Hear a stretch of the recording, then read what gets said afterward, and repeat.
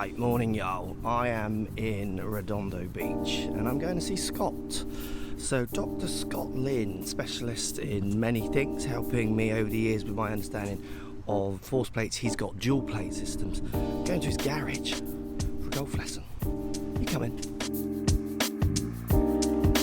Right, made it to the garage with Scott. So we're going to see what we can squeeze out. Is there any squeezing left for me is going to be the question. I think I've been squeezing quite hard myself. I know you've been squeezing quite hard, but there's so much we can learn from the dual plates now that we can see what each individual foot is doing. And so you might be able to squeeze a thing or two out of there. Yeah, I like that.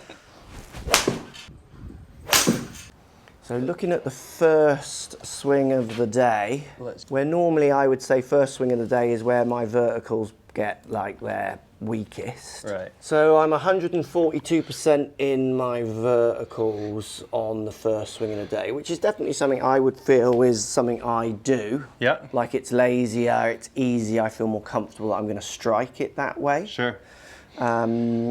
That's something that I've tried to shift, and I feel like I feel like I can shift that. Yeah, and so it's interesting because, I mean, this is pretty good. So you're reaching your peak vertical at club parallel on the way down, which, you know, some people would call P6, which is, we always say, the very latest you'd ever want peak vertical to be.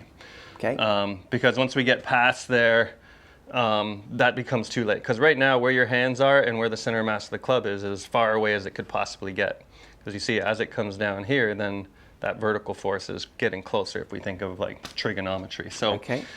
This is the latest we'd ever want it, but as we've seen with really long hitters, the earlier, obviously if you're swinging it faster, your downswing is less time. Yeah. And so you have less time to accomplish everything. So moving things earlier makes it a lot more efficient. And just for people watching, because obviously this is a lot of data, a lot of numbers, a lot of confusion. The reason I'm keen to get my verticals out for me is because I'm trying to get that amount of force, that energy. I want it to be out and in time to try and get some of it onto the ball. Yep. If I'm still think of verticals jumping as I hit the ball after, I mean, that's energy that I'm losing that I couldn't put to the ball. Is that a fair description? Sure, yeah. I mean, and ultimately to get it to the ball, you got to get it to the club first. Okay. So obviously, because it's the club that hits the ball, right? Yeah. So getting the energy from your body into the club and then obviously then into the ball is going to be important. And so, yeah, if it gets later and later and later, because what we've learned from a lot of the people who are studying the forces between the hands and the club, we used to think when we got to this point in the swing where the club is parallel to the ground on the way down, we used to think that people were kind of pulling the club towards impact. That's where the kind of handle dragging thing came from. Yeah. And what we've learned is that that's actually not the case. When we get here, you are actually pulling up on the handle. So the net force on the club is generally more up there. Okay. And you think if I pull up on one end of the club, that's going to sling the other end down. Yes. And the way that we do that is through a concept called torque. So if the center of mass of the club is out here, you could see that your hands are basically as far away as they could get from that center of mass right now. So that moment arm distance is as long as it'll get. Whereas if I advance, say your vertical's peaked like here, and you're still pulling up on the club, so you're still kind of producing this net force up this way. Well, now the center of mass of the club is like here, let's say. I don't know if that's exactly where, but let's say there. So now that distance is much shorter, right? So the horizontal distance between where that force is kind of like this distance. Now let me make it a different color so we can see it. So now that horizontal distance is about this big. Just way less. Versus before when, you know, the center mass was out here and the distance was that big. So the later that vertical force kicks in, the less you're using physics to kind of sling the club into impact. So moment arm was used there, a term that lots of people might understand, but I think lots of people might not. So let's just explain what moment arm is and how it applies to force. So here's a bike nut. Sure. For the wheel. For the wheel. Can you take that off with your fingers? And so, yeah, the idea would be if my verticals are very late and they're not peaking until I'm right at the ball, I'm trying to remove this with my fingers, right? And I can't do it. I can't budge it. Yeah. Because the moment arm is very small, right? The middle of this nut to where I'm applying my force is very tiny. And so it's not allowing me to turn it. Now, if I could get those verticals out earlier, whereas the latest we'd want it would be P6, the analogy would be now I apply this, my cheap IKEA wrench here. not a big tool guy, but yeah. So now when we get it here, if I apply my force now way out here, now I can turn it very easily. Yeah. And I can tighten it very easily. And that's a great example of someone, so you've not worked out at the gym, you've not got more flexible. Right. You've just taken a technique of applying force to something. And made it more efficient. And then you've made it more efficient with Using a better physics. use of a tool and physics. 100%. And I think that's what, that's what every biomechanist is trying to help us understand. Yeah. Sasho and Dr. Kwan and everybody's trying to get us to be more efficient in how we produce our golf swings to make it easier on us. And obviously going to the gym and getting more flexible, all those things are going to help as well. But that, along with being more efficient, is what's going to really help us. All right, so looking at this swing, you can see you're still 142% of your verticals at impact. And you've told me you like to get it almost to zero or maybe even negative to get all that energy out of the club. And looking where it peaked, or where this force peaked, was also on the verge of being late. So it's not bad, but it's on the verge of being late. So you've told me you've worked on ways to get it out earlier, and let's just see what happens. Cool. Right, so this is my second. Let's see, did I get it out? Because I do feel like, this one I felt like I got it out more. I think there's more to go, but I was quite happy with this. This would feel like a good shot on the course, like I've achieved. Okay, yeah, I like that. There you go. So we've gone from 142% to 114. 114. And then if you look at where it peaks, which is, I mean, it's all basically saying the same thing. It's happened earlier, right? Yeah. If the peak happens earlier than that, you'll get more out of it. So I've applied similar force, but I've applied it earlier, meaning I had more chance of getting it out to the club. Exactly. So you remember it was almost just past parallel, the last one. This one, it's out here.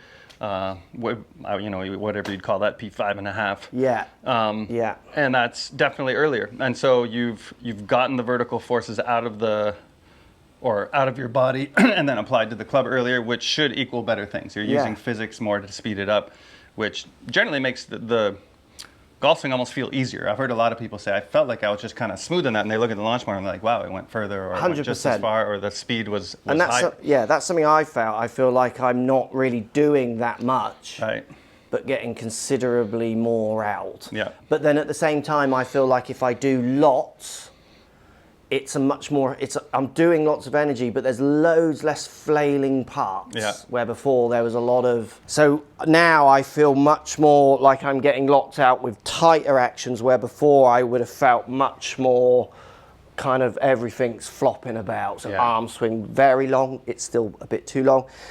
Knees like totally just flailing at it. Mm-hmm. So I was able to get similar speeds to what I get. Yeah. But it felt like ridiculous. Right. Where now it feels much more like, I could actually play golf like that. Sure, yeah. And you have. I mean, it's related to the golf course. So you've taken it on the course, you've actually seen things. And I feel like there's less, if you're using your lower body to speed up the club, there's less things that can go wrong, like you say, with face control and all those types of things. So once you get the lower body down, I feel like, and the arms are just kind of along for the ride, then a lot of face and path things kind of take care of themselves. But I want to squeeze more. Okay.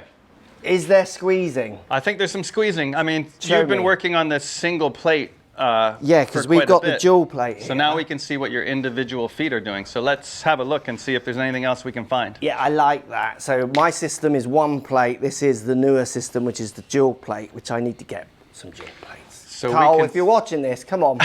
Come on, mate. Come on, dual plate. So we can see now what each foot is doing. And so we can see what each foot is doing in terms of producing that horizontal force or that side-to-side force. And you can see here where your horizontal force is at this particular moment, where your vertical force peaks. Looks like there's not much going on here, right? You have a -3, this tiny little spike here where... So that's horizontal, so think towards the net and away the net. Yeah, towards or away from the target in this direction. And when we get to this point where the peak vertical happens, if you look at Kyle Berkshire, he's got like -40, where there's that big negative spike force where he's pushing towards the target and it's driving him backwards. And here, if I just look at the single plate, I would think, maybe you're not doing that. Like, it looks like you might not be doing that. But what you're actually doing is pushing in opposite directions with each foot. So there's actually a lot of energy going into the ground there, but it cancels each other out. One foot's pushing one way, the other foot's pushing another way. Show me. This one's relatively easy to understand because it's just the algebraic sum, right? If I push in one direction with one hand and the other direction with the other hand, whatever that we add those two things up to is what it's going to be. So you can see this is -3. So how do we get that -3? If I click this button, it's going to show me what your right foot's doing. So your right foot is actually producing 16% of your body weight. So that means your right foot is pushing down, and this is where some people like action, some like reaction forces. Your right foot is pushing down and away from the target quite a bit. And so then the ground is shoving you up and towards the target. So you're getting this positive push off your right foot of, let's try to make that match, 16%. But then if I go to what your left foot's doing, it's producing 18%. Okay, so it's going for it. In the opposite direction. So it's kind of pushing back up this way. And this is something people have called in the past kind of the TP effect, because you see it kind of makes a TP force. Yeah. So you're pushing in one direction with the right foot and another direction with the left foot, which is kind of creating some stability, right? Because you're crossing those forces up. Yeah. And that's something we found out at Cal Berkshire too. Even though he has -40, he's still pushing significantly off his right foot. So he's actually got 60-something% off his left and 20 on his right, which creates that -40. But that's something we see in long drivers, is this kind of crossing of those forces in the frontal plane, or these horizontal forces, which create some stability. And that's what your thought has been, what you told me, right? Is more pushing up and back with that leg. Yeah, like I'm rearing back. Speed. Yeah. And what's interesting, if you think of old money teaching, I mean, I was taught to get everything off trail foot and get on to lead, but actually at this point, and what's giving me better strikes and longer distance, is I'm using my trail foot to launch and push and get energy out of it. Yeah, and you can see here, And this is where I'm halfway on the downswing there. Sure, so you could see, I mean, a pressure is in the vertical, so that's a vertical force pressure. And so you could see you're kind of 2/3 on your left foot, 1/3 on your right foot. Yeah. And if I look, now we can break down this 230% vertical that you pushed with, and how much it's coming from the right and how much is coming from the left. So you can see of this 230, we got 83 actually coming from your right foot. Wow. And then 146 coming from the left foot. So if we did the math, about 2/3. Yeah. And so this is where old school instruction is. You got to get left onto that lead side. You got to get off your right foot. If you did that, which is probably what you were doing prior, 100%. with those kind of, I'm weaker. Yeah, you lose a lot of speed. Yeah. And so this is what we're starting to learn, that some of those old, get off your right foot, and obviously, as with anything, it's a continuum, right? Yeah, you can hang back on your left foot or your right foot and not produce a lot of speed as well. So, but finding that optimal point for every person is going to be pretty important. What number should I be going at next? So if I'm able to move vertical, which I'm quite happy with. Yep, I think. Am I done, or where else can I find any little ounce of speed? Where I would try to look for speed next would be in torque. Yeah, and I'm rubbish at this. I knew you were going to say that. Yeah. It's one of the hardest ones I find to move. Sure. And so what I want to see out of torque now, what we can see is, let me just adjust all these things so we just have torque up here. So you can see you're well below the tour average in torque plate. The timing of it's pretty good. So you're right about P5 there, which is a good timing for that. But then if we go into what creates this, the force coming out of your right foot. Okay. This is the force coming out of your left foot, and this is the toe heel shear force. So think about undoing a bottle on a bottle cap. Exactly. So pushing in one direction with one foot, the other direction with the other foot. So we talked earlier about the side-to-side shear forces are towards or away from the target. And this is kind of towards or away from the golf ball. Yeah. And the other one obviously is the vertical. The vertical. People connect with that one a lot. Yeah. So the torque one is definitely something I think about, and I struggle to move it a bit. Yeah, and so what you'll see is you actually have a pretty good differential between your 2 feet. So you can see you're 27% out of your left foot. Yeah. That's the lead foot. Yeah. And you're 14% out of your trail foot. And you'll see not very good golfers be about 14 and 14. Okay. Which doesn't give them a space, because a net force of 27 here and 14 here is going to produce a net force that's moving your pelvis back away from the golf ball, which obviously gives you space for your arms to come down. So that's so interesting. And this is kind of the the early extender. I mean, I don't really like that term, because there are people that extend and hit it pretty well. But we find that if there isn't that big, kind of 2/3, 1/3, which you're kind of half. That's half and that's half, or that's double what this one is, which Yeah. is pretty good, right? Almost 30 to whatever. Yeah, you're pretty close. And so that's producing a net force, which I like. The only thing I don't like is you could see that you're not quite at your peak of your left foot when the right foot has hit its peak already. So there's a little timing differential there. You would want both of those to peak at the same time to produce that rotation. Yeah. And yours is different. Like you'll find a lot of people where the left foot peaks too late.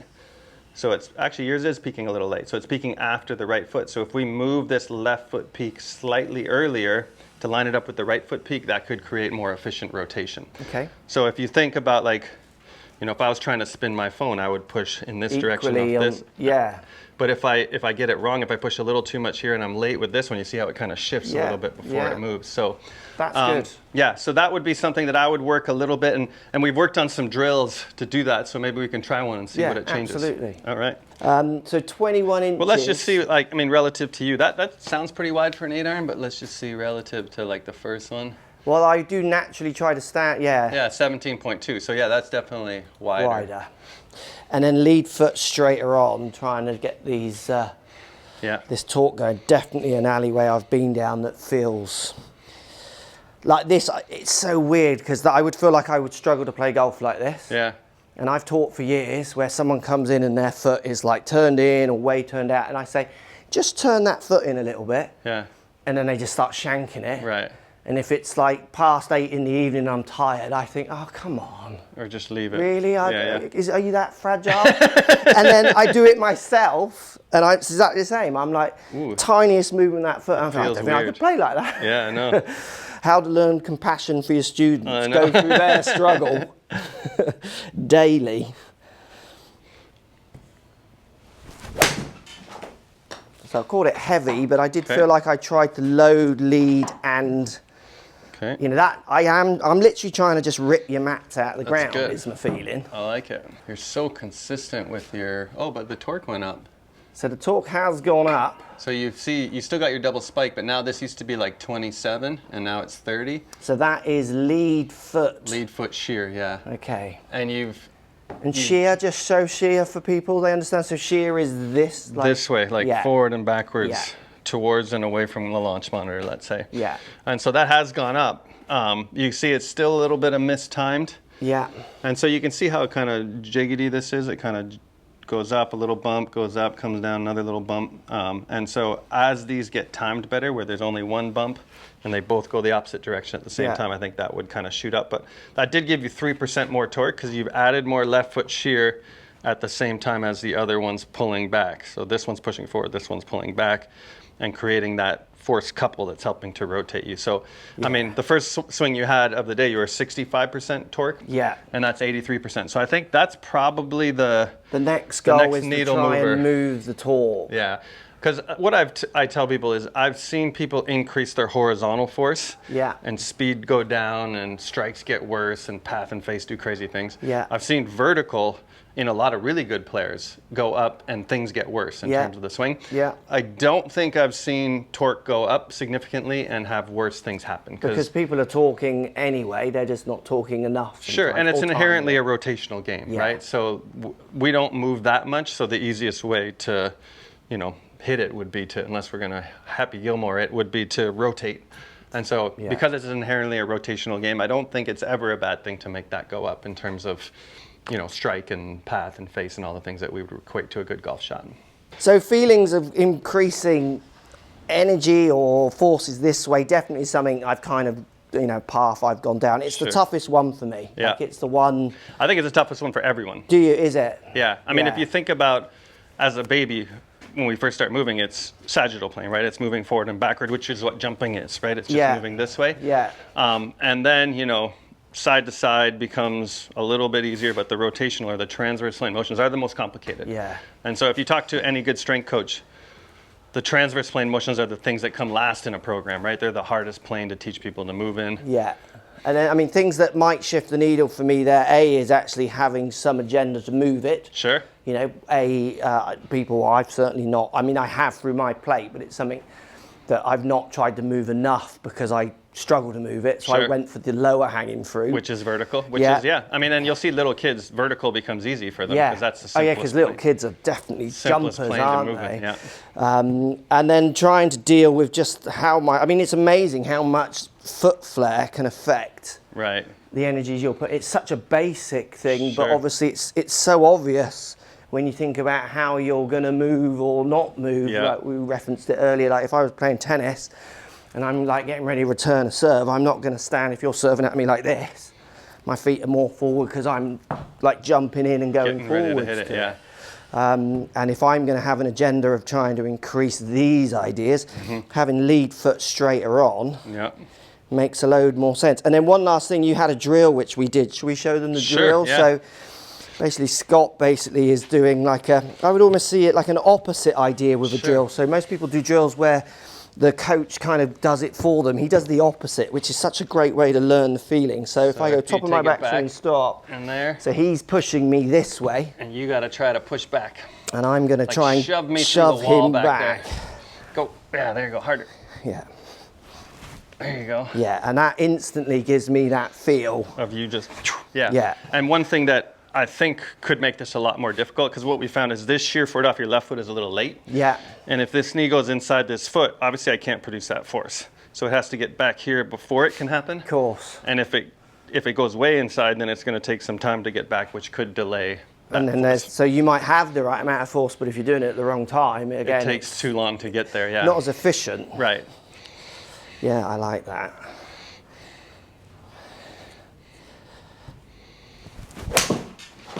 And this feeling is the one that I equate to anyone who watches my videos.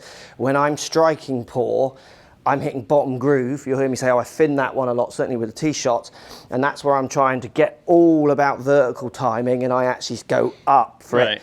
Where this one, the feeling for me there is like I'm this, which definitely gets me down into a striking position better. Yeah. And I can instantly feel this in my shoes when I'm here. Right.